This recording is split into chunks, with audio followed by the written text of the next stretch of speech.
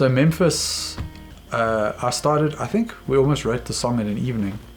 I was sitting at home picking the guitar, and it's one of those songs where you could write 20 verses if you wanted to, just because it lends itself to quite a symmetrical structure. Didn't you write 20 verses? Yeah, you did cut my verse 2 down. No, but it was one of those ones where the chorus just wrote itself quickly, and I did geographically check that all the locations. But yeah, it came out quickly, and it was the same thing where Dom just sort of cut out the parts that weren't necessary, changed 1 or 2 of the chords just to have a bit more variety, and we had the track. Absolutely. Tom sent me basically a finished track with Memphis, and I just decided that I wanted it to feel just a little bit different. And then we looked at the length and some basics and made sure we encompassed the story that he wanted to tell.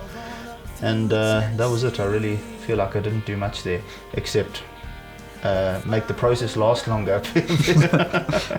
Refine it a bit, I'd say. Oh, thanks. And I'll then, take that. Yeah, and one of the cool things about Memphis is we shot the live video before we even started recording the final version of the track.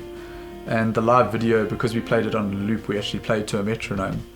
And then when it came to doing the final track, the studio version, I sat down to play the acoustic guitar, and I pulled in the video recording of the acoustic guitar just as a guide, because it's nice to play along with something rather than just sort of playing to a metronome.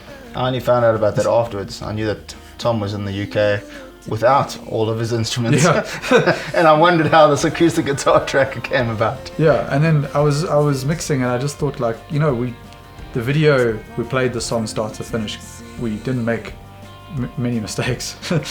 But everything was right. The feel was there. We pushed when we should push. We pulled back when we should pull back. So I just left it. I took the guitars out of the video, the recording, and I popped them straight into the final version, the studio version, and that's the song. I've had people ask me how we recorded those, and we have a beautiful field recorder which works wonderfully.